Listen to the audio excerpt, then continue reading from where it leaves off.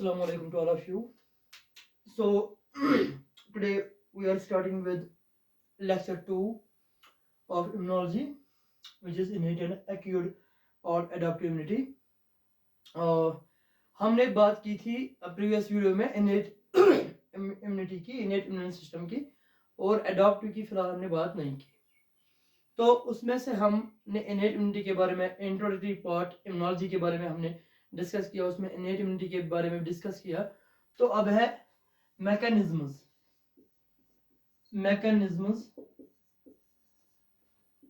of innate immunity.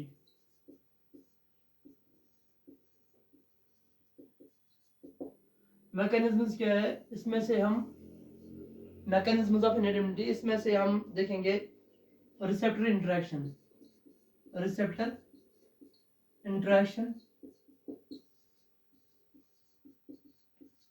इसमें हम खास तौर पर पढ़ेंगे कि कैसे एक बैक्टीरिया बॉडी में जब एंटर होता है, दाखिल होता है, तो कैसे ये जो इम्यून सिस्टम है, इनेट इम्यून सिस्टम है, इसके इनेट इम्यून सिस्टम के सेल्स जैसे डेंड्राइटिक सेल्स है, मास्ट सेल्स है, नेचुरल किलर सेल्स है या न्यूट्रोफिल्स है, वो कैसे इसके साथ बाइंड हो जाते हैं. ठीक है, तो रिसेप्टर इंटरेक्शन में देखेंगे हम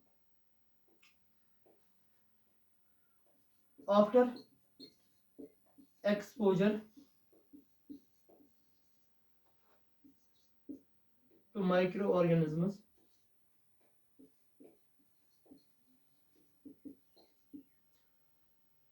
After exposure to microorganisms, several mediators of innate immunity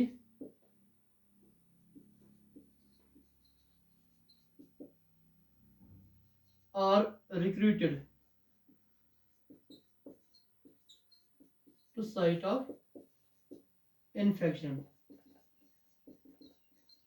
ये जो मैंने यहाँ पे लिखा, ये टेक्स्ट बुक का है इम्यूनोलॉजी का, तो मैं यहाँ पे लिखूंगा, उसको एक्सप्लेन करूंगा वर्ड बाय वर्ड. ठीक है, so after exposure to micro organisms several mediators of innate immunity are recruited to site of infection. ठीक है, जब बॉडी में कहीं पे भी किसी इंडिविजुअल को इन्फेक्शन होता है, माइक्रो ऑर्गेनिज्म ने इन्वेड की सेल्स को, बॉडी को इन्वेड किया, एंटर हो गया हमारी बॉडी में, तो जो इनेट इम्यून सिस्टम है, several mediators of innate immunity. ये मीडिएटर्स यहाँ पे क्या मतलब है, several mediators of innate immunity, इसका मतलब है इम्यून सिस्टम, इनेट इम्यून सिस्टम के सेल्स जो है, ठीक है, वेरियस जो इम्यून सिस्टम, इनेट इम्यून सिस्टम के वेरियस कंपोनेंट्स जो है, वो यहाँ पे भर्ती की जाती है उनकी, जहां पे इन्फेक्शन होता है, जिस साइड पे इन्फेक्शन हो जाता है वहां पे वो पहुंच जाते हैं और उधर उस ऑर्गेनिज्म का इफेक्ट न्यूट्रलाइज करते हैं, माइक्रो ऑर्गेनिज्म का. ठीक है, उनमें से कुछ इनेट इम्यूनिटी के इम्यून सिस्टम के सेल्स जैसे न्यूट्रोफिल्स है, ठीक है, फैगोसाइट्स जैसे मैक्रोफेजेस है, या न्यूट्रोफिल्स है, या मोनोसाइट्स है, या हम बोलेंगे मास्ट सेल्स है, नेचुरल किलर सेल्स है, डेंड्राइटिक सेल्स है. ये कुछ सेल्स है इनेट इम्यून सिस्टम के जो इस इन्फेक्शन के साइड के तक पहुंच जाते हैं. ठीक है, जहां पे इन्फेक्शन होगा वहां पे ये पहुंच जाते हैं. सो हमने क्या लिखा, after exposure to micro organisms several mediators of innate immunity are recruited to site of infection. यहाँ पे एक चीज मैं बताऊंगा कि ये जो यहाँ पे ये है, ये थोड़ा ये अलग अलग है, यह डायग्राम जो है, ये हम जब यहाँ पे पहुंच जाएंगे इसको भी एक्सप्लेन करेंगे. ठीक, तो द फर्स्ट स्टेप जो अब हमने बोला, सो पहला है रिसेप्टर इंटरेक्शन.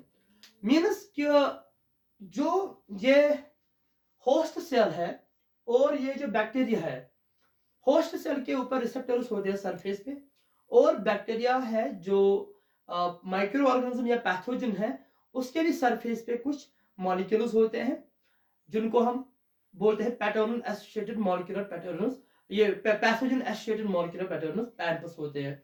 ठीक है, जैसे लाइपोपॉलीसैकेराइड है, जैसे पेप्टिडोग्लाइकन होता है, तो उसके साथ ये होस्ट सेल इंटरेक्ट करती है. अगर यहाँ पे देखोगे आप, ये एक फैगोसाइट है, ये एक फैगोसाइट है, चाहे आप न्यूट्रोफिल मानो इसको, ये एक यहाँ पे फैगोसाइट है, ठीक है। ये इसका न्यूक्लियस है, ये इसका डीएनए है। ये जो यहाँ पे फैगोसाइट है, तो यहाँ पे ये जो ब्लू कलर का मैंने बनाया ये बैक्टीरिया है, ठीक है। अब ये इंटरेक्ट कर रहे हैं, ठीक है, अब ये इंटरेक्ट कर रहे हैं।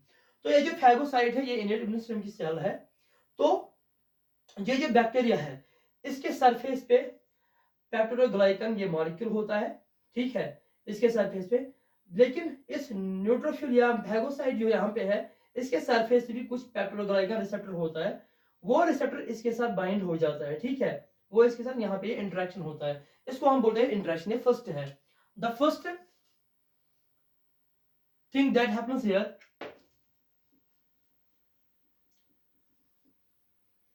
following exposure to infection, several mediators of innate immunity are recruited to site of infection. The first step that takes place, the first step that takes place is attachment. First step that takes place is attachment, which involves binding of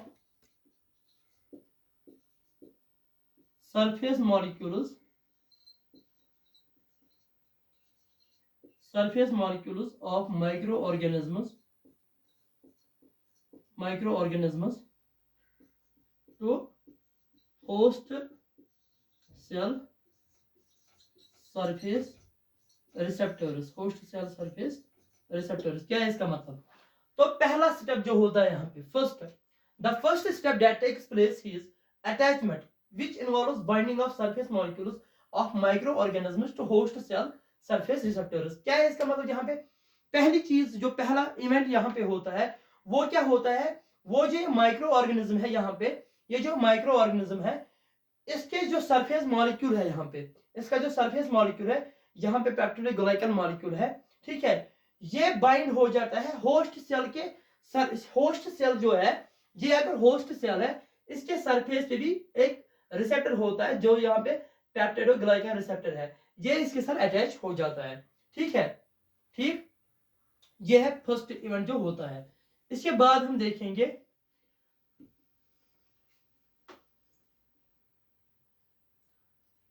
example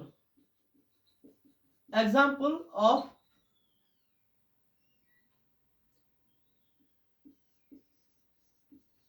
surface molecules of microorganisms. Examples of surface molecules of microorganisms are, एक होता है peptidoglycan, या तो peptidoglycan होगा, peptidoglycan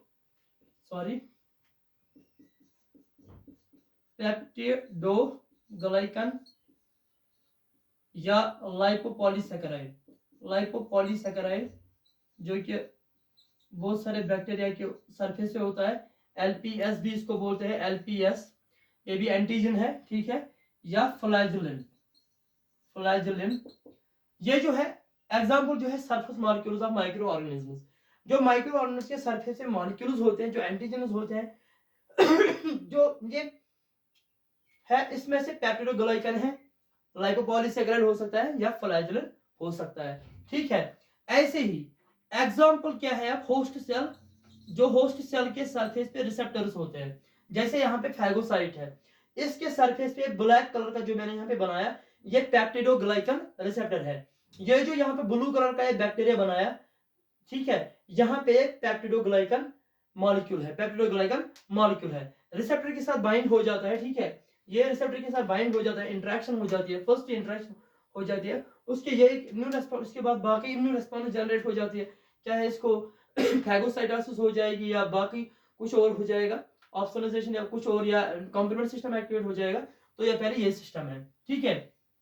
तो examples of host cell surface receptors, examples of host cell surface receptors, examples of host cell surface receptors include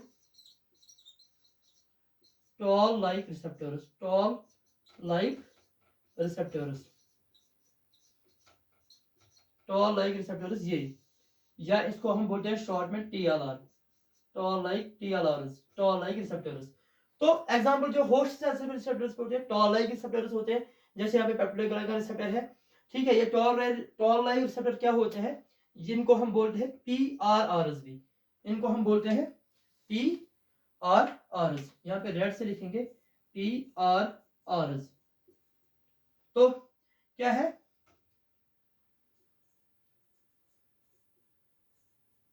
protein recognition receptors,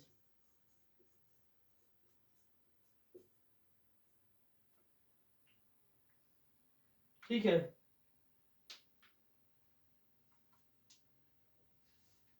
ये protein recognition receptors होते हैं, ठीक है। जो यहाँ पे जो ये टॉल लाइक रिसेप्टर्स होते हैं, ये क्या होते हैं, प्रोटीन रिकॉग्निशन रिसेप्टर्स। ये जो हमारी इम्यून सेल्स है उनके ऊपर होता है, ठीक है, होस्ट सेल्स के ऊपर होता है। तो ये क्या करते हैं काम, दैट एक्ट, ये क्या करते हैं, ये इंटरेक्ट करते हैं किसके साथ, इंटरेक्ट और act with pampas, with pampas. Pampas यहाँ पे पैथोजन, पैम्पस होता है पैथोजन, जो माइक्रो ऑर्गेनिज्म है ना उसके ऊपर सरफेस मॉलिक्यूल, और सॉरी इसके ऊपर जो सरफेस, हाँ सरफेस मॉलिक्यूल होता है वो होता है पैम्पस, पैथोजन एसोसिएटेड, यहां पे हम लिखेंगे थोड़ा,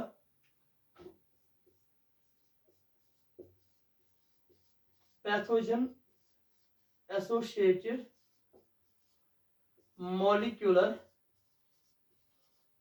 पैटर्न्स। हमेशा ध्यान रखो कि जो जो ये है ना, मतलब हमारा इम्यून सिस्टम, हमारा इम्यून सिस्टम जो है ये हमेशा हमारा इम्यून सिस्टम हमेशा ध्यान देता है किस पे, स्ट्रक्चर पे, ना कि केमिकल कंपोजिशन पे। ये स्ट्रक्चर पे ध्यान देता है। पैटर्न जो होता है, जैसे यहाँ पे है पैथोजन एसोसिएटेड मॉलिक्यूलर पैटर्न, ये पैथोजन एसोसिएटेड मॉलिक्यूलर पैटर्न होते हैं। ये कुछ स्ट्रक्चर होते हैं, कुछ पैटर्न होते हैं इनमें, जो इनमें मॉलिक्यूल्स होते हैं सरफेस पे, जैसे लाइपोपॉलीसैकेराइड है, फ्लैजेलन है। तो ये प्रोटीन रिकॉग्निशन रिसेप्टर्स इनके साथ बाइंड हो जाते हैं, जैसे टॉल लाइक रिसेप्टर्स। तो ये होता है फर्स्ट एनकाउंटर, ठीक है। तो जैसे कि यहाँ पे हो गया, यहाँ पे बैक्टीरिया है, इसके साथ बैक्टीरियोग्लाइकन, या यहाँ पे LPS लाइपोपॉलीसैकेराइड भी हो सकता है। तो यहाँ पे पेप्टिडोग्लाइकन रिसेप्टर या पेप्टिडोग्लाइकन मॉलिक्यूल के साथ इंटरेक्ट होके, और यहाँ पे फर्स्ट ये अटैचमेंट होता है माइक्रो ऑर्गेनिज्म के साथ, ठीक है, होस्ट सेल। अब यहाँ पे हम इसको थोड़ा समझाएंगे एग्जाम्पल से, यहाँ पे हम एग्जाम्पल से समझाएंगे, ठीक।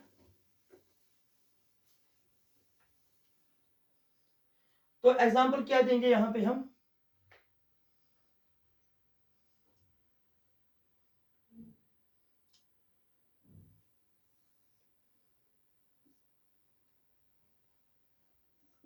consider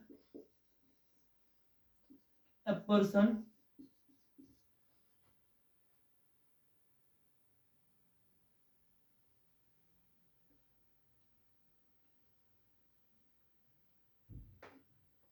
consider an example here,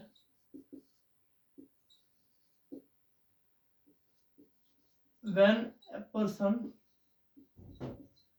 gets wounded, when a person gets wounded, when a person gets wounded, within minutes after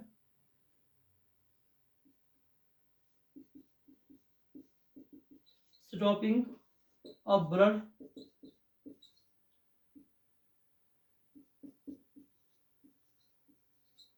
immune system begins to work. Immune system begins to work. So consider an example here, when a person gets wounded within minutes after stopping of blood, immune system begins to work.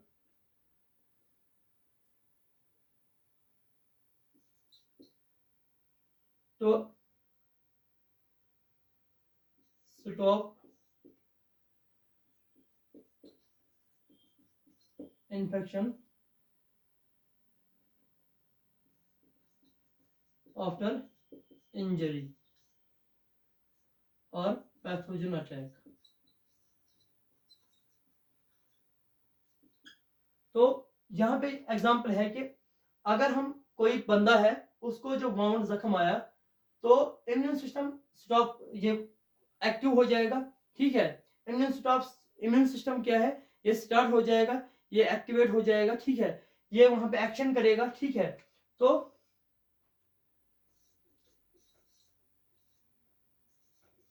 Already active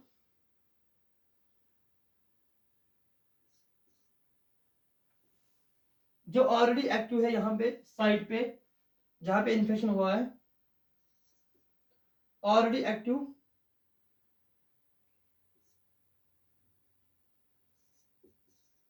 quick to come और phagocytes है also known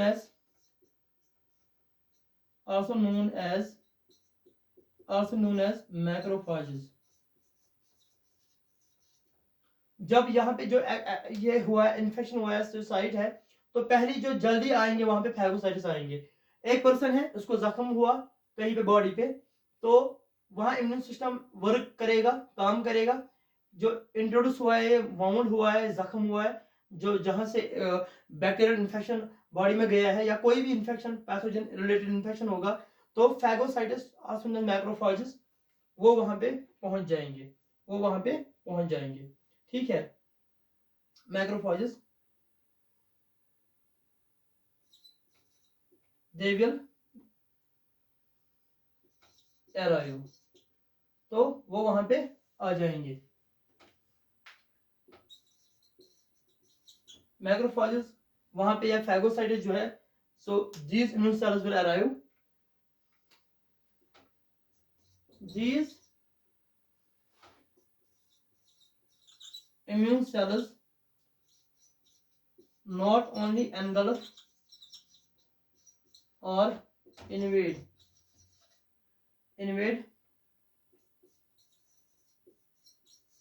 pathogen but also activate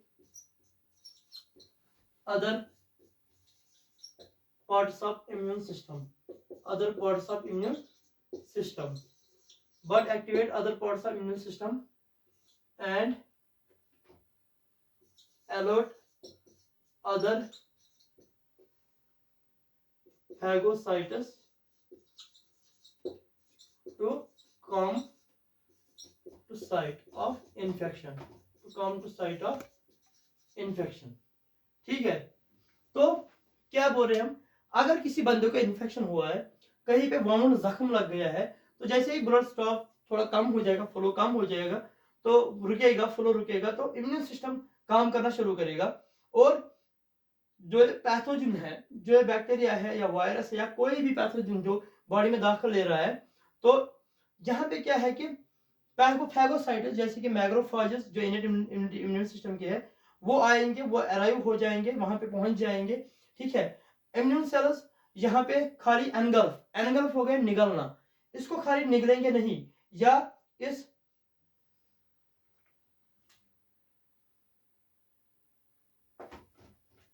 invade engulf और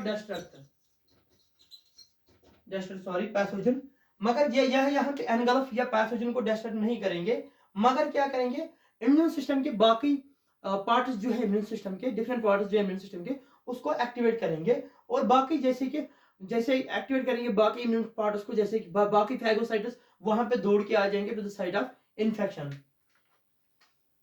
तो और वहां पे इस pathogen को destroy करेंगे, इस पैथोजन को किल करेंगे। दिस फास्ट इम्यून रेस्पॉन्स ये जो this fast immune response is called natural or innate immunity, natural or innate immunity, because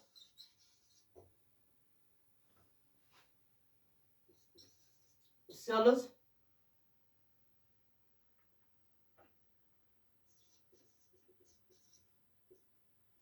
ये जो इम्यून रिस्पॉन्स है यहाँ पे, जो फास्ट इम्यून रिस्पॉन्स है, ये इनेट इम्यूनिटी है, नेचुरल इम्यूनिटी कहलाती है, because sales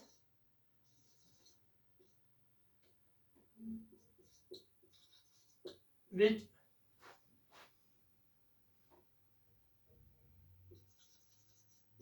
help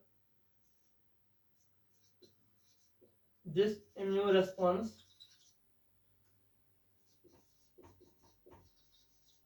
which, because cells that generate this immune response are already active in body before an invader. जो इन्वेडर या पैथोजन है, ये जो यहाँ पे ये इम्यून रिस्पॉन्स है, फास्ट इम्यून रिस्पॉन्स है, ये यहाँ पे इसको नेचुरल या इनेट इम्यूनिटी कहते हैं, क्योंकि जो यहाँ पे सेल्स है जो एग्जीक्यूट करते हैं ये फंक्शन, वो ऑलरेडी एक्टिव होते हैं किसमें, बॉडी में, और इस इन्वेडर के आने से पहले वो ऑलरेडी बॉडी में होते हैं, ठीक है, इस इन्वेडर के आने से पहले वो ऑलरेडी बॉडी में होते हैं प्रेजेंट, ठीक है। तो all animals possess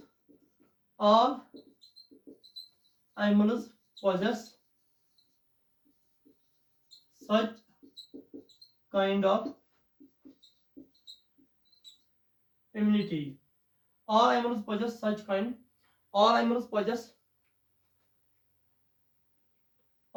possess, हम ऐसे बोलेंगे, defensive mechanism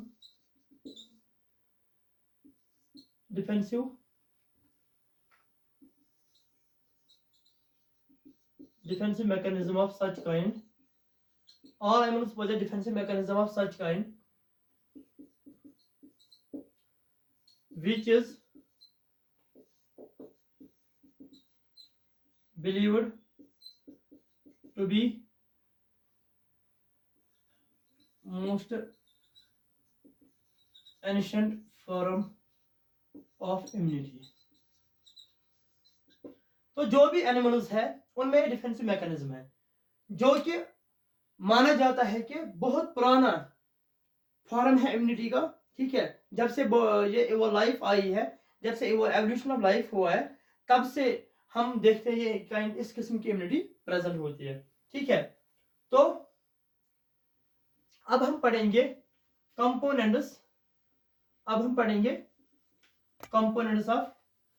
innate immunity, components of innate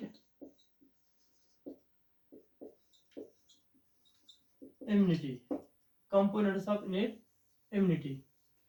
Innate immunity का components, तो हम बोलेंगे there are various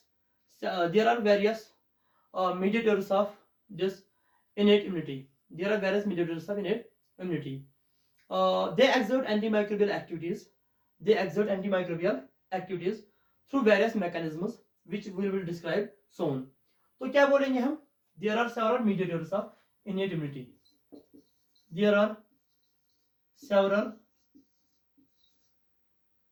mediators of innate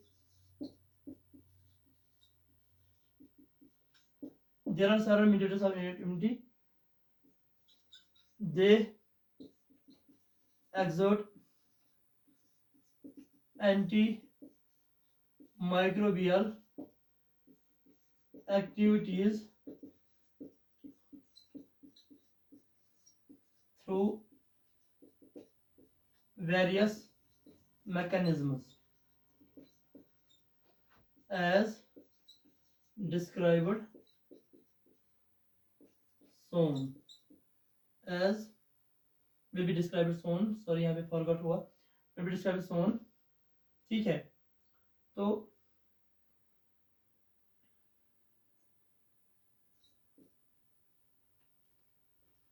क्या है यहाँ पे, मतलब जो बहुत किस्म के मीडिएटर्स है इनहेट इम्यूनिटी के, तो जो एंटी माइक्रोबियल एक्टिविटीज शो करते हैं, जिनके पास एंटी माइक्रोबियल एक्टिविटी है, मीन्स कि वो जो पैथोजन है, वो जो माइक्रो ऑर्गेनिज्म है, उसके खिलाफ वो एक्ट करते हैं, उसको डिस्ट्रक्ट करते हैं बहुत सारे मैकेनिज्म्स के थ्रू। वेरियस मैकेनिज्म्स है जो हम अभी डिस्कस करेंगे, आगे वीडियो में डिस्कस करेंगे कौन कौन सा मैकेनिज्म है, किस तरीके से। जैसे हम मिसाल के तौर पे फैगोसाइटोसिस बोलेंगे, जैसे हम साइटोटॉक्सिक सेल मीडिएटेड इम्यूनिटी में होता है, जहां पे पहले हम फिलहाल ये इसके बारे में, इनहेट इम्यूनिटी के बारे में बात करेंगे। जैसे फैगोसाइटोसिस है, ठीक है, तो वो जो कंप्लीमेंट सिस्टम एक्टिवेट होता है, जैसे लैक्टिन या एल्डेन पाथवे इन इनहेट इम्यूनिटी, वो सब है इसमें हम डिस्कस करेंगे। So these mediators, they are not purely innate, they are not purely innate, so they are not purely innate,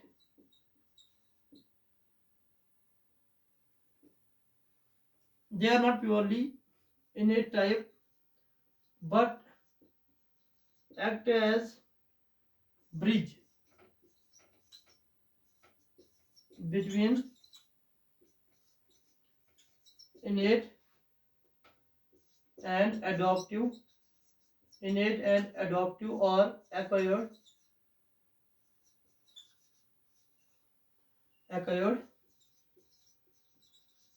immunity, such as, for example, complementous and macrophages.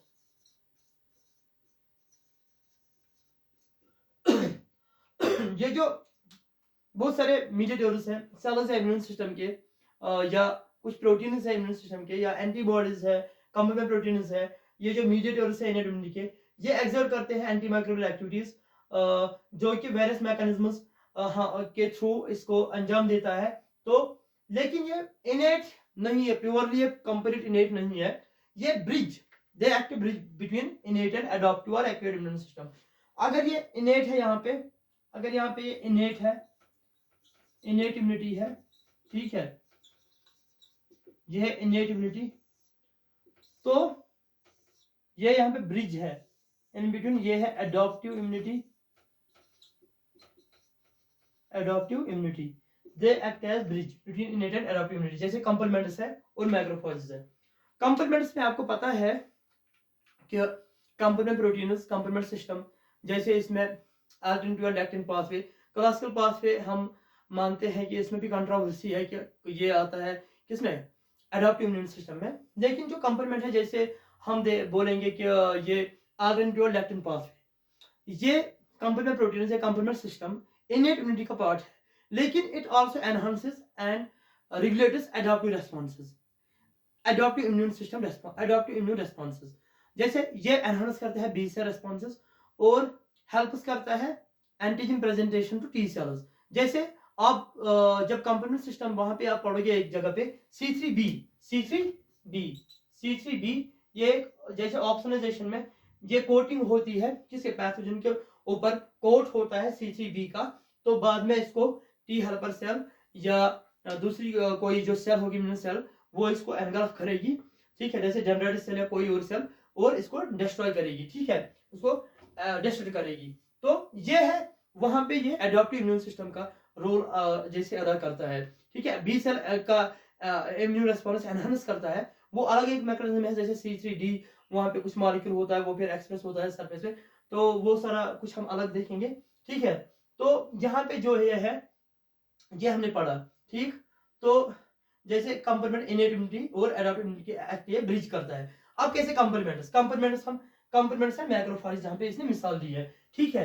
कंप्लीमेंट्स कैसे, अगर हम देखेंगे कंप्लीमेंट सिस्टम, हम यहाँ पे देखेंगे शॉर्ट में, लेकिन कंप्लीमेंट सिस्टम जो है, जो कंप्लीमेंट सिस्टम है, इसके तीन पाथवे है। कंप्लीमेंट पाथवे तीन किस्म के हैं, एक है क्लासिकल कंप्लीमेंट पाथवे, दूसरा है लैक्टिन एल्टरनेटिव पाथवे, एंड तीसरा है लैक्टिन पाथवे। तो अगर हम यहाँ पे देखेंगे complement system, complement system, complement system, यहाँ पे ये है कंप्लीमेंट सिस्टम। क्या है कंप्लीमेंट? इसमें क्या है कंप्लीमेंट सिस्टम क्या है? ये सेट ऑफ प्लाज्मा प्रोटीन्स होता है। It is set of plasma proteins, plasma proteins, ये सेट ऑफ प्लाज्मा प्रोटीन्स है। ठीक है, क्विक हम जल्दी में बोलेंगे। ऑलमोस्ट लगभग 30 प्लाज्मा प्रोटीन्स है, जो कि बनाता है कौन? ये लिवर करते हैं तैयार, ये लिवर बनाता है कौन? ये प्लाज्मा प्रोटीन्स जो है, सेट ऑफ जो कंप्लीमेंट प्रोटीन्स है, कंप्लीमेंट सिस्टम है, ये सेट होता है 30 का लगभग, ऑलमोस्ट इसमें 30 होते हैं। प्लाज्मा प्रोटीन्स के एक कलेक्शन होता है जो कि लिवर बनाता है, लेकिन ये इनएक्टिव फॉर्म में होते हैं, इनएक्टिव फॉर्म में, इनएक्टिव फॉर्म में।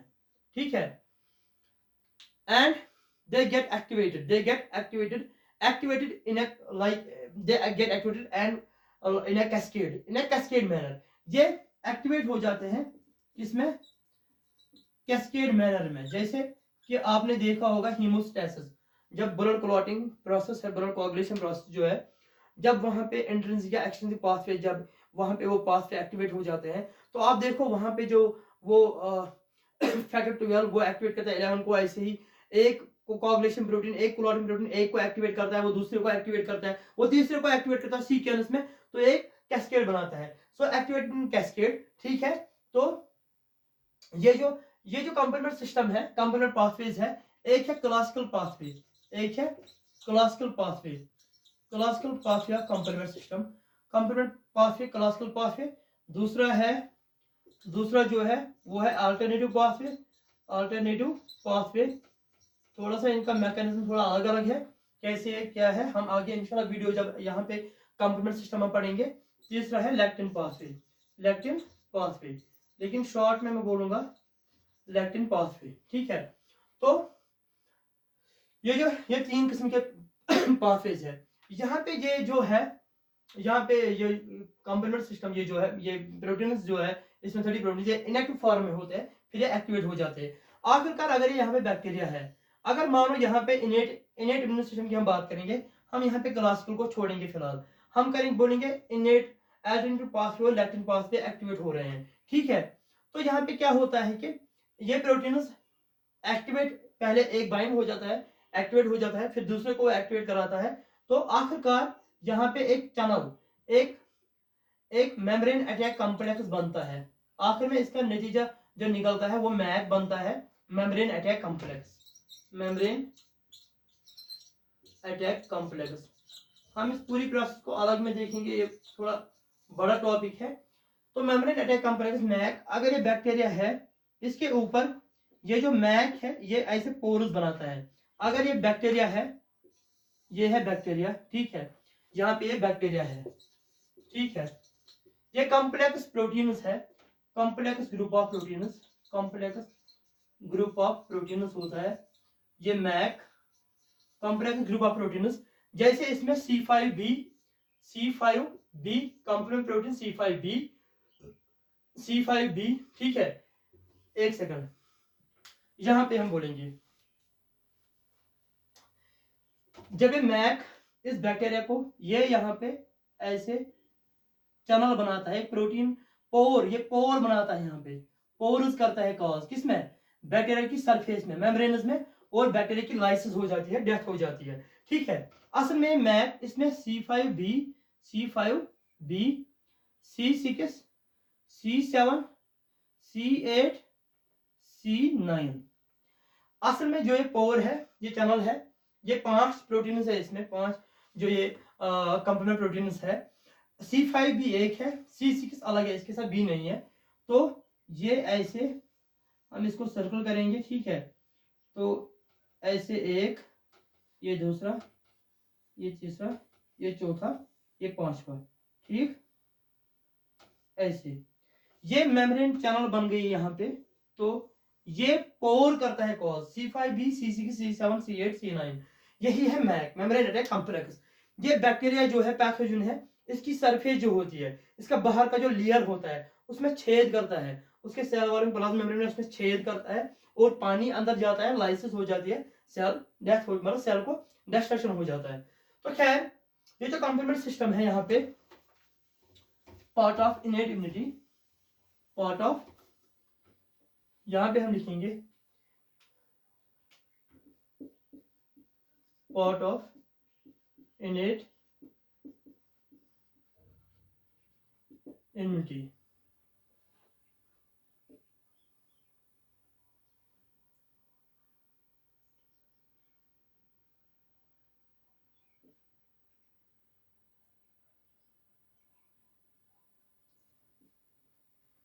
occurs through, इन इनेट इम्यूनिटी की बात करेंगे, occurs through लैक्टिन और अल्टरनेटिव पाथवे इन इनेट इम्यूनिटी। ये दो पाथवे जब एक्टिवेट हो जाते हैं तो इट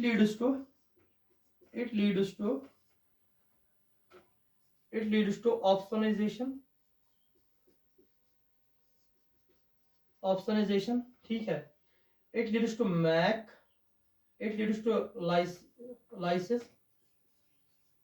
लाइसिस जिसमें formation of MAC membrane attack complex.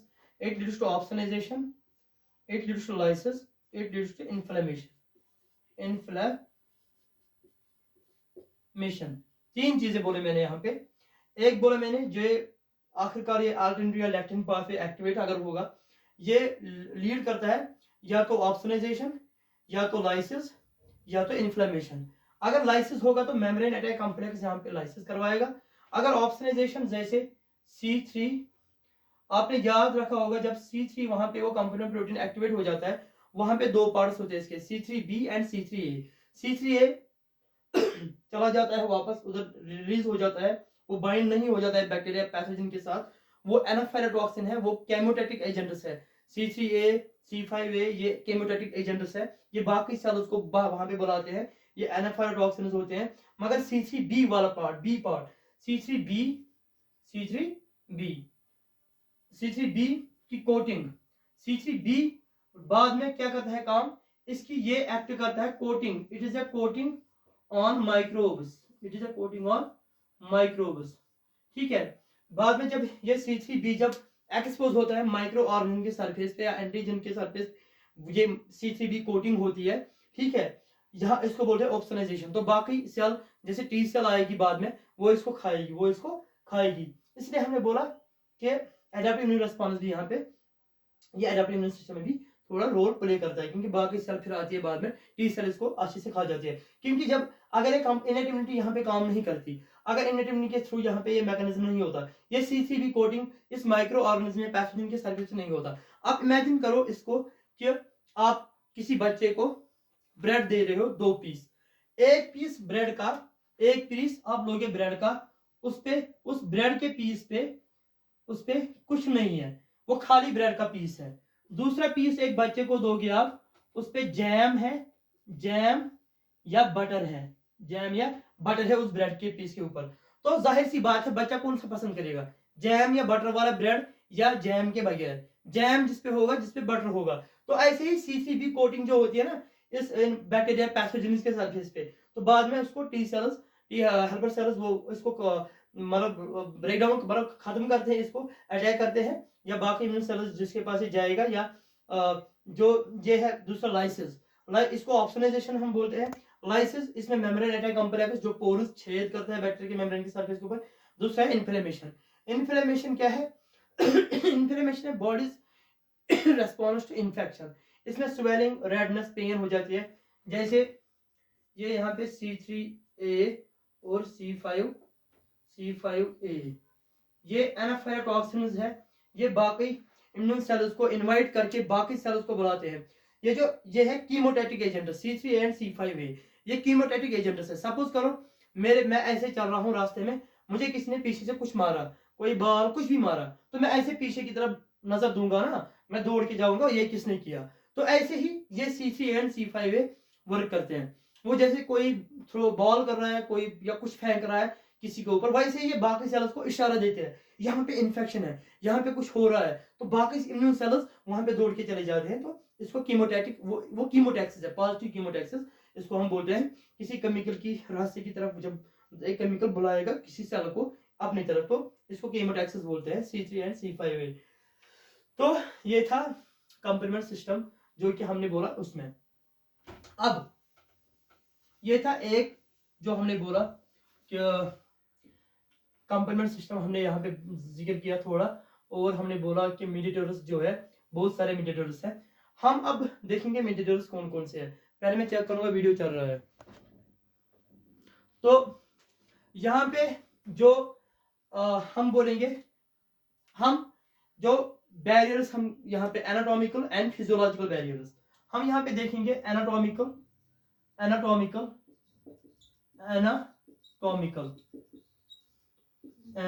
Physiological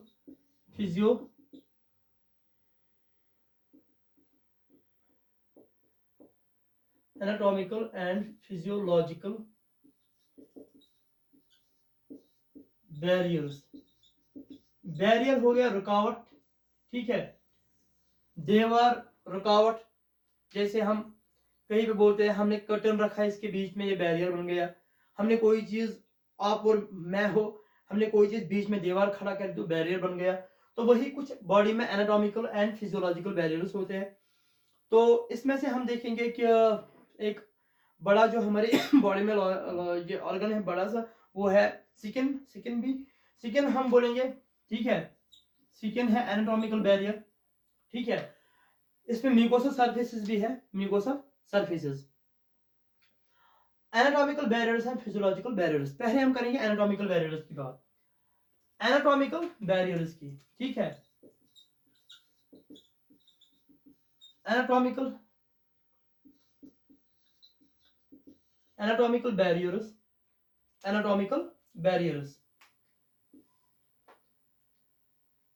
anatomical barriers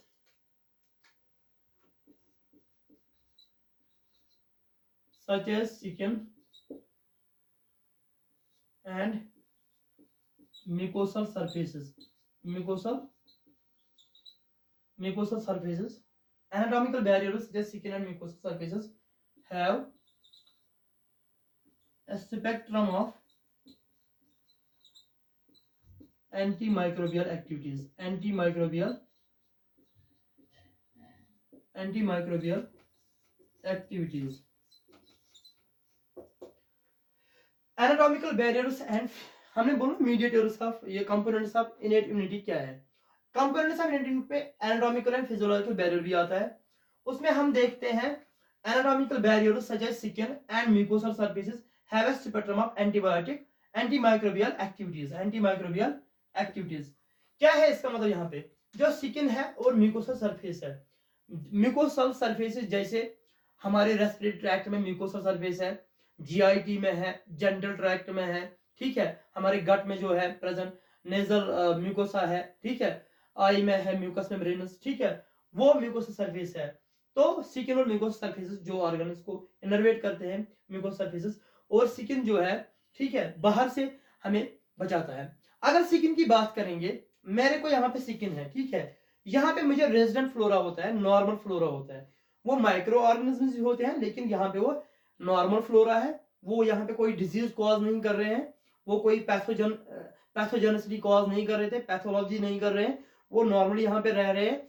यहाँ पे अगर वो है तो मेरा ये हेल्थी टिश्यू है, अगर नॉर्मल फ्लोरा यहाँ पे है। लेकिन अगर नॉर्मल फ्लोरा यहाँ पे डिस्प्लेस हो जाएगा ना, मीन्स कि इस साइड से निकलेगा या ब्लड में एंटर हो जाएगा, दूसरी जगह पहुंच जाएगा, वहां पे वो इन्फेक्शन कॉज कर सकता है, ठीक है। यहाँ पे वो है स्किन के ऊपर, बिल्कुल फाइन है, ओके है। लेकिन जो बाकी पैथोजेन्स है, माइक्रो ऑर्गेनिजम्स है, अगर वो यहाँ पे आएंगे तो ऑलरेडी यहाँ पे नॉर्मल फ्लोरा है, जो हेल्थी माइक्रो ऑर्गेनिजम्स यहाँ पे मेरे स्किन पे है, वो वहां पे क्या करेंगे, वो न्यूट्रिशन खाएंगे ऑलरेडी। वो जहाँ पे ये जो न्यूट्रिएंट्स यहाँ पे मिल रहे हैं, वो कंपटीशन होगा। ये भी मीन्स कि जो पैथोजन होगा, जो डिजीज कॉजिंग, जो बीमारी करेगा ऑर्गन माइक्रो ऑर्गेनिज्म, वो यहाँ पे नहीं आ पाएगा, क्योंकि ये भी फूड यहाँ पे कंपटीशन होगा ना, ये न्यूट्रिशन कंपटीशन होगा, ये न्यूट्रिशन उसके लिए नहीं रखेंगे। तो मीन्स कि ये उसको खत्म भी करते हैं, एक तो न्यूट्रिशन कंपटीशन, दूसरा इसको अटैक भी करते हैं। तो ये है स्किन ये है एक स्किन। दूसरे हिसाब से हमारी बॉडी को ऑलरेडी जो स्किन है हमारी बॉडी के ऊपर, ये हमारी बॉडी का जो ब्लड है उसको बचाता है। जो हमारी बॉडी में टिश्यूज है, अंडरलाइंग टिश्यूज है, जो हमारी बॉडी के ब्लड है हमारी बॉडी का, वो उसको बचाता है। मतलब बाहर के एनवायरमेंट में जो माइक्रो ऑर्गेनिज्म है उनसे कांटेक्ट नहीं होता है। ये तो सिंपल सी बात है, किसी कोई भी समझेगा कि स्किन प्रोटेक्शन है, मतलब हमें environmental pollutants, environmental micro organism, pathogens उनसे बचाता है, फर्स्ट बैरियर है, ठीक है। लेकिन अगर इनकेस अगर कट होगा, हमारे स्किन को कट होगा, तब जाके इन्फेक्शन होता है, पेन होती है, इन्फेक्शन होता है, लेकिन ओवरऑल ये प्रोटेक्शन है, ठीक है। ये एनाटॉमिकल बैरियर है। Such as skin and mucosa surfaces have, इनको एंटी माइक्रोबियल एक्टिविटीज है। ये anti microbial against micro organism होता है। ये इनकी माइक्रोबियल एक्टिविटी जो है वो अगेंस्ट होती है, अपोजिट होती है किसके, पैथोजेंस को या माइक्रो ऑर्गेनिज्म जो वहां पे डिजीज करा सकते हैं। तो ठीक, अब हम देखेंगे तो म्यूकोसल सरफेसेस, अगर यहाँ पे देखेंगे म्यूकोसल सरफेसेस या टिश्यूज, हम यहाँ पे देखेंगे माल्ट, एक है माल्ट, दूसरा है गाल्ट। गाल्ट टाइप है माल्ट का, गाल्ट ये एक टाइप है माल्ट का। ये जो माल्ट यहाँ पे मैंने लिखा, ये है mucosa, mucosa associated lymphoid tissue. हम पहले इसको करेंगे describe. Mucosa associated lymphoid tissue, ये लिम्फोइड टिश्यू होता है जो डिफरेंट म्यूकोस मेम्ब्रेन्स या म्यूकोस टिश्यूज में देखा जाता है। जैसे कि ये फाउंड किया जाता है जैसे respiratory tract, respiratory tract, respiratory tract, ठीक है। ऐसे ही GIT, gastro intestinal tract, short में जीआईटी। ऐसे ही genital tract, genital tract, respiratory tract, GIT, genital tract, और नेजल एरियाज, नेजल एरियाज, ठीक है। ये है, तो ये है ये mucosa associated lymphoid tissue MALT. अब गाल्ट है, जो गाल्ट है ना, गाल्ट GALT, गाल्ट जो है गट एसोसिएटेड, गाल्ट जो है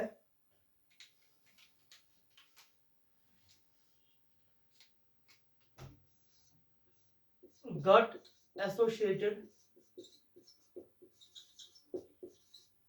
लिम्फोइड टिश्यू, गट एसोसिएटेड लिम्फोइड, गट एसोसिएटेड लिम्फोइड टिश्यू, ठीक है।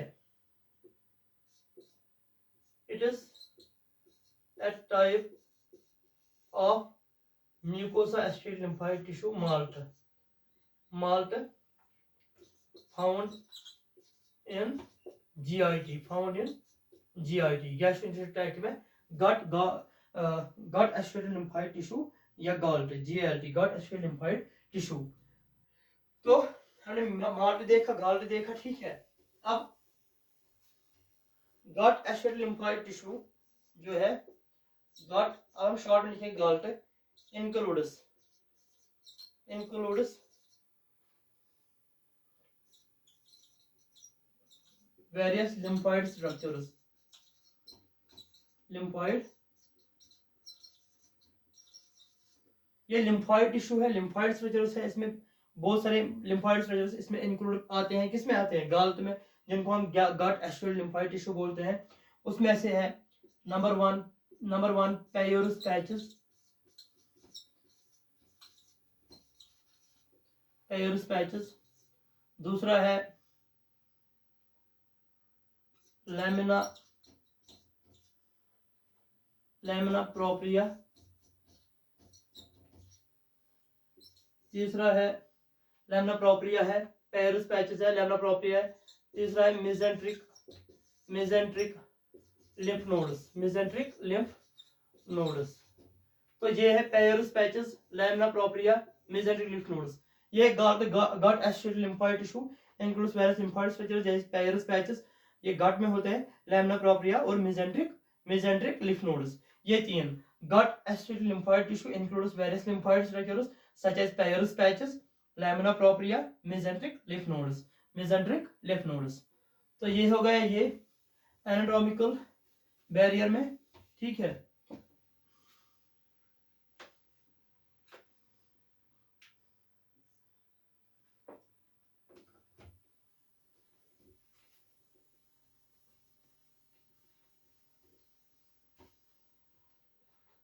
Physiological barriers,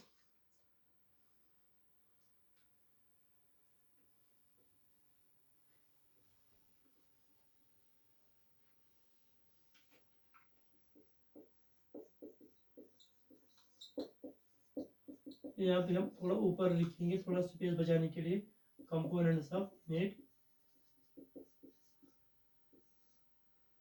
immunity. Physiological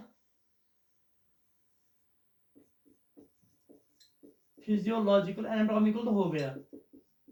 physiological barriers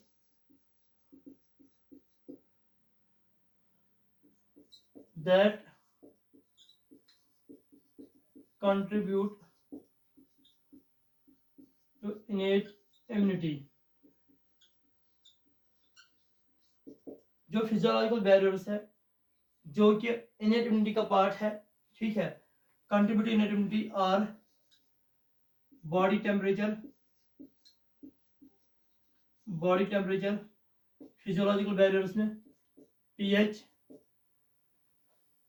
ठीक है, body temperature, pH and various soluble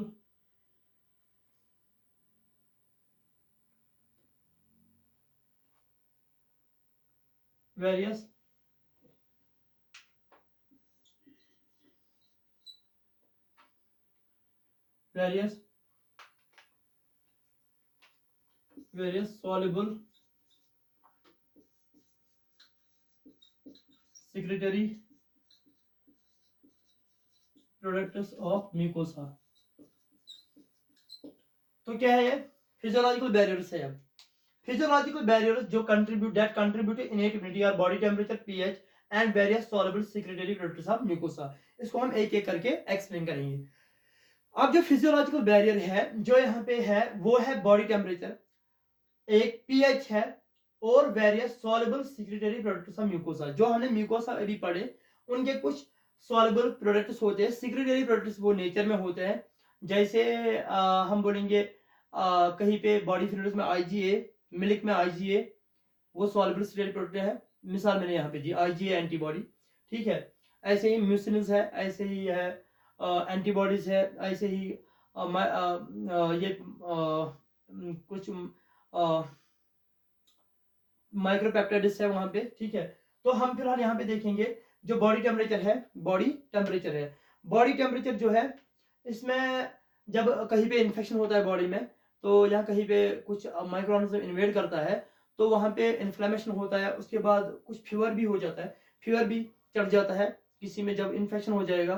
तो फीवर जो है असल में ये एक साइटोकाइन है जो रिलीज हो जाता है, जो कि उसका याद नाम नहीं आ रहा मुझे अभी, जो कि हाइपोथैलेमस पे एक्ट करके वहां पे जो टेम्परेचर है वो रिसेट करता है और बॉडी का फीवर बढ़ जाता है। बॉडी का एक रेस्पॉन्स होता है इस माइक्रो ऑर्गेनिज्म को बॉडी से खत्म करने के लिए। फीवर एक अच्छी रेस्पॉन्स है एक हिसाब से, क्योंकि बॉडी टेम्परेचर जब इंक्रीज हो जाता है तो बहुत सारे जो बैक्टीरियल एंजाइम्स है, कुछ बैक्टीरिया कुछ माइक्रो ऑर्गेनिज्म जो होते हैं उनके एंजाइम्स डिनेचर हो जाता है हायर टेम्परेचर पे। कुछ ऑर्गेनिज्म ऐसे माइक्रो ऑर्गेनिज्म ऐसे होते हैं जो ज्यादा टेम्परेचर पे सर्वाइव नहीं कर पाते हैं, नहीं बच पाते हैं, इसलिए फीवर एक अच्छा रेस्पॉन्स होता है, बॉडी टेम्परेचर इंक्रीज हो जाता है। तो ये भी है।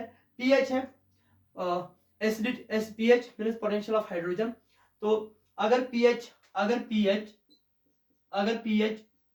1 2 3 4 5 मींस एसिडिक, ये एसिडिक पीएच है, ठीक है।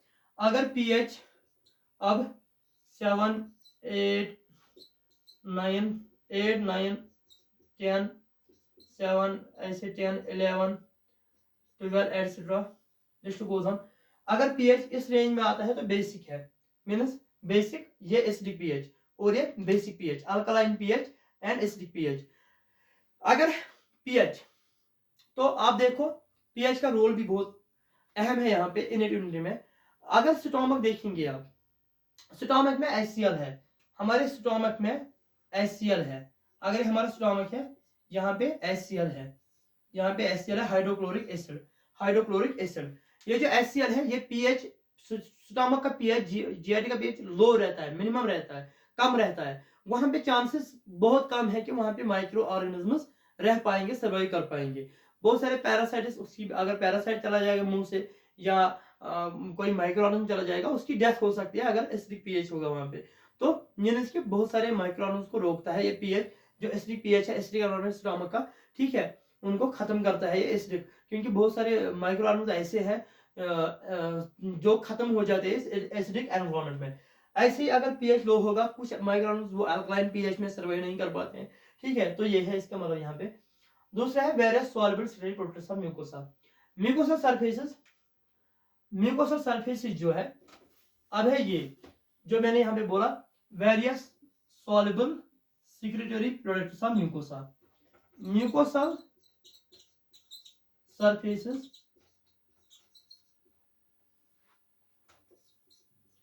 produce various soluble products. Mucosa surface produce various soluble products which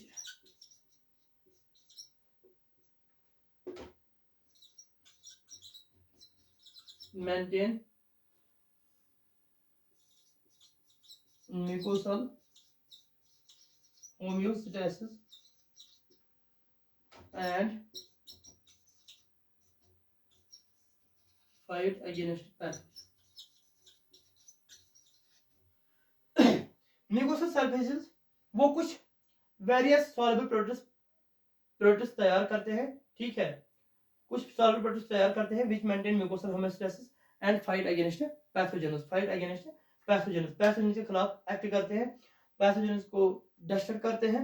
homeostasis, mucosal homeostasis की, म्यूकोसल सरफेस जो है उसको बैलेंस में रखना, उसको स्टेबिलिटी में रखना, कि हेल्थी एनवायरनमेंट वहां पे मेंटेन करना, पैथोजन को खत्म करना, डिस्ट्रक्ट करना, वो है होमोस्टेसिस मेंटेन करना, ठीक है।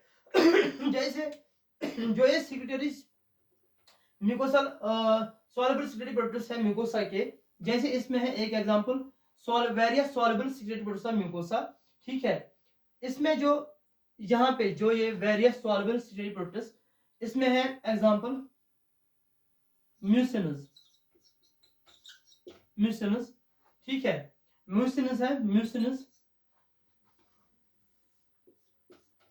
म्यूसिनस है, हम जहां पे लिखेंगे एक second,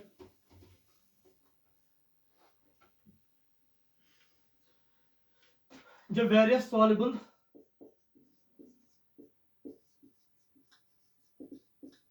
secretary products of mucosa, soluble secretory products of mucosa,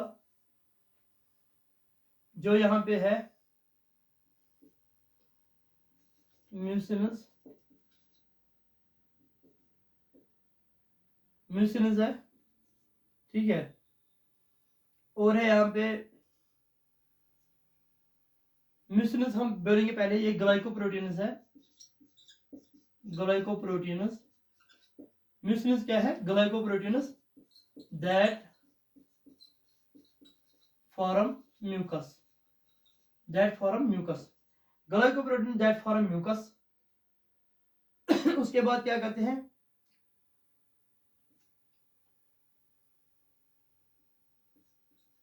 capturing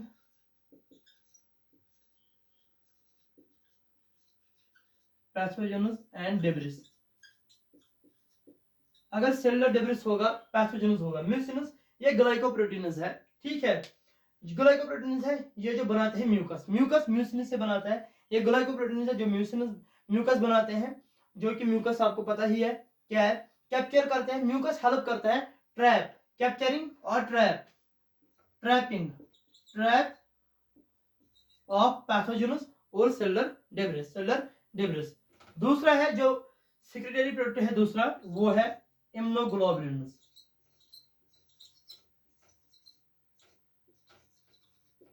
पहले मैं देखूंगा थोड़ा कैमरा चल रहा है।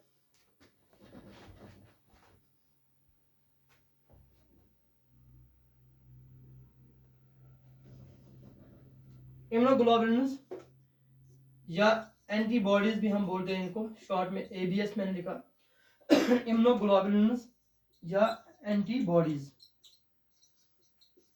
और एंटीबॉडीज सच एज, यहाँ पे IgA, IgG, IgM एटसेट्रा।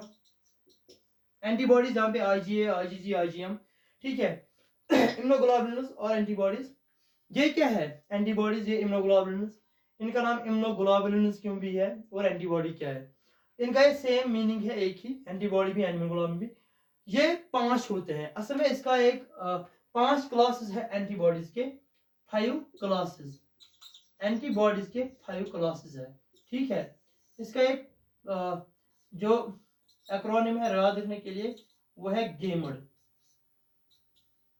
गेमड है, गेमड आप रखो यार। IgG, IgA, IgM, IgE, IgD, ये ग्लाइकोप्रोटीन्स होते हैं। ये ग्लाइकोप्रोटीन्स होते हैं, ग्लाइकोप्रोटीन्स होते हैं, ठीक है। इनका ये ग्लाइकोप्रोटीन्स होते हैं, ये प्लाज्मा सेल्स सीक्रेट करते हैं। प्लाज्मा सेल्स बनाते हैं एंटीबॉडीज। असल में एंटीबॉडीज कहाँ पे होते हैं?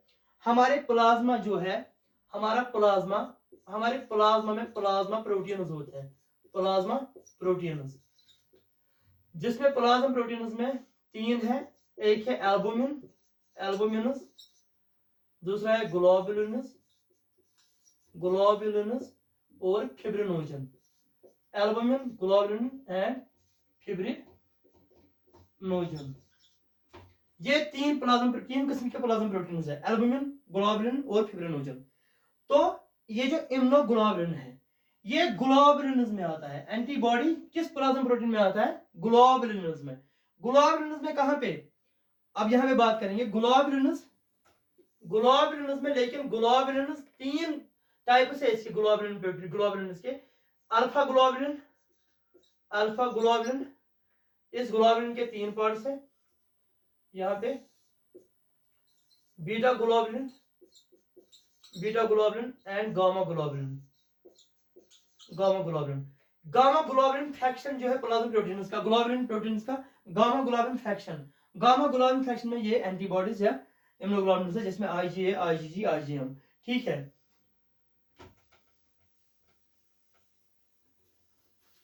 और क्या है? सॉल्युबल स्टेटिक प्रोडक्ट और जो है म्यूसिनस, हमने एंटीबॉडीज बोला। अब हम बोलेंगे और एंटी माइक्रोबियल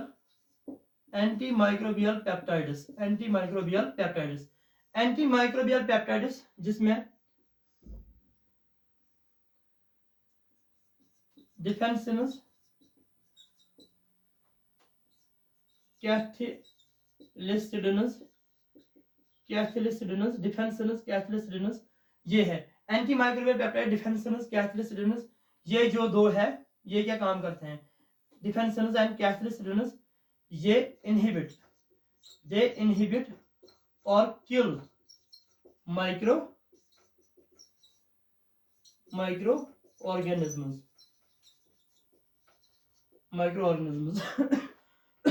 ठीक है। और है दूसरा साइटोकाइनेस। साइटोकाइनेस क्या है? Signalling molecules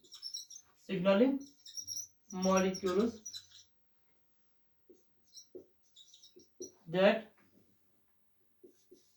regulate immune responses। ये जो साइटोकाइनेस है, ये सिग्नलिंग मॉलिक्यूल्स है जो इम्यून सेल्स को रेगुलेट करते हैं, इम्यून रेस्पॉन्स को रेगुलेट करते हैं। जैसे साइटोकाइनेस में ट्यूमर नेक्रोसिस फैक्टर अल्फा है, इंटरल्यूकिन 1, 2, 6, 5, 8, 7 एटसेट्रा। इंटरल्यूकिनस भी आता है इसमें, ट्यूमर नेक्रोसिस फैक्टर अल्फा भी आता है। ये सिग्नलिंग मॉलिक्यूल्स है। इसमें ये मैसेंजर, टाइनी मैसेंजर्स है जो डिफरेंट इम्यून सेल्स के दरमियान क्या करते हैं, मैसेज पहुंचाते हैं, वहां पे जाना है, यहाँ पे ये काम करना है, ऐसे एक्शन होनी है, वहां पे ऐसे एक्ट करना है, तो ये आपस में ये इंफॉर्मेशन पहुंचाते हैं, ठीक है। और एक है पांचवा, जो यहाँ पे एक मैंने बोला ये साइटोकाइनेस मैंने बोला, एक और है लाइसोजाइम। लाइसोजाइम जो कि बहुत सारे जो कि जैसे कि हमारे टीयर्स है, टीयर्स में भी प्रेजेंट होता है। टीयर्स में ये क्या करता है काम, ये ब्रेक डाउन करता है, lysozyme breaks down bacterial cell wall. Lysozyme breaks down bacterial cell wall. Cell lysozyme ये break down bacterial cell wall, ये टीयर्स में भी प्रेजेंट होता है। ऐसे ही जो ये various soluble secretory proteins mucosa, इनको सिक्रेटरी प्रोटोसा म्यूकोसा क्यों बोलते हैं, क्योंकि ये जो प्रेजेंट ये डिसॉल्व होते हैं किसमें, सॉल्युबल क्यों बोलते हैं इनको, सॉल्युबल सिक्रेटरी प्रोटोसा म्यूकोसा। अब हम ये देखेंगे इसको सॉल्युबल क्यों बोलते हैं। सॉल्युबल इसलिए बोलते हैं बिकॉज दे आर डिसॉल्व्ड, ये डिसॉल्व होते हैं किसमें, they are dissolved in body fluids. ये बॉडी फ्लूइड्स जो है सच एज बॉडी फ्लूइड, जैसे टीयर्स है, म्यूकस है, टीयर्स म्यूकस, और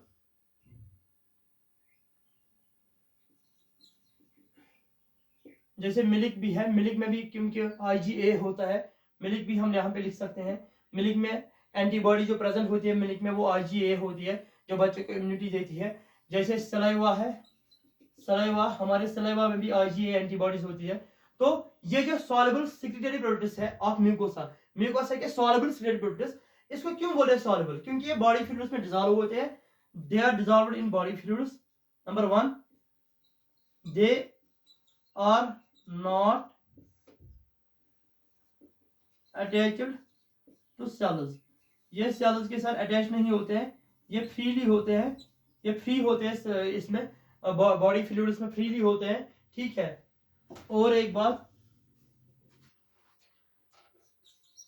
कैन क्रॉस टिश्यूज और can cross tissues and can interact with cells,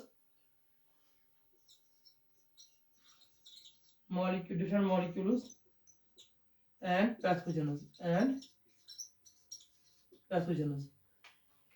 तो ये इसलिए इनको बोलते हैं सॉल्युबल सिक्रेटरी प्रोटोसा म्यूकोसा, क्योंकि ये डिसॉल्व होते हैं बॉडी फ्लूइड्स में, जैसे टीयर्स, म्यूकस, मिल्क, सलाइवा, ये बॉडी फ्लूइड्स है, tears, mucus, milk, saliva, they are not attached to cells, ये सेल्स के साथ अटैच नहीं होते हैं, फ्रीली होते हैं, इसलिए इनको बोलते हैं soluble proteins mucosa, can cross tissues and interact with cells, different molecules and pathogens.